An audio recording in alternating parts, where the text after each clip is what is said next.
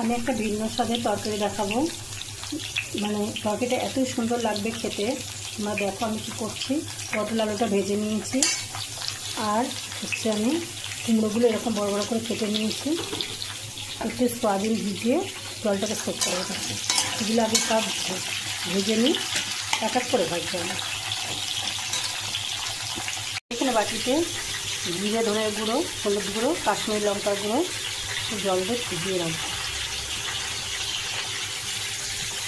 আর এগুলো ভাজা ভাজা এটা আমি হলুদ দেবো না, নুনও দেবো না। সব সবজি একসাথে দিয়ে ভাজবে না। দেখো আমি পটল আলু আগে দিয়েছি, তারপর আমি সয়াবিনগুলো দিলাম। আমি কেন নুন দিলাম না, নুনগুলো আগে থেকে পটলগুলো একদম ছোটো চিপসে গেছে যেটা গেলে। আচ্ছা, এবার আমি কুমড়োগুলো দিয়ে দেবো। কুমড়োগুলো একটু আমি ভেজে নেব।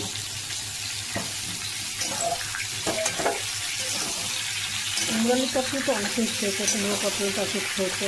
এই তরকারিটা একটু অন্য ধরনের, মাখো মাখো হবে।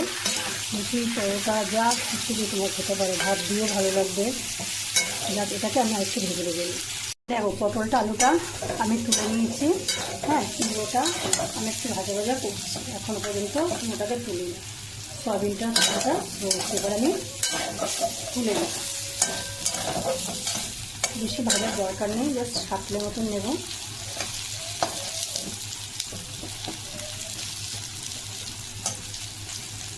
আমার একটু পোড়া পোড়া হয়ে গেছে, কোনো সমস্যা না। আমি জিরে, তেজপাতা, লঙ্কা ফোড়ন দিয়েছি। এবার আমি দেব পেঁয়াজ।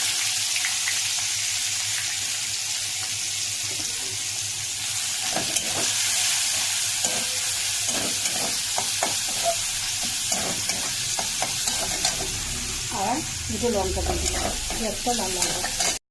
আমি টমেটোটা দিয়ে দিয়েছিলাম, দিয়ে ভাজা ভাজা করে নিয়েছি। টমেটোটা আমার একটু পুড়ে গেছে, কিন্তু কোনো ফুটো হবে না। এবার আমি আদা ওর সাথে দিয়ে দিয়েছি, দিয়ে এর সাথে একসাথে এটাকে করব।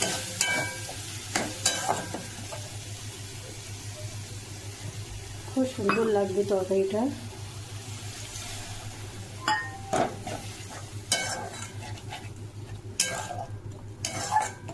মশলাটা কষাবো, একটু তেল ছেলে। আমি কিন্তু রিফাইন তেলে রান্না করছি, তোমরা চাইলে সরষের তেলে রান্না করতে পারো।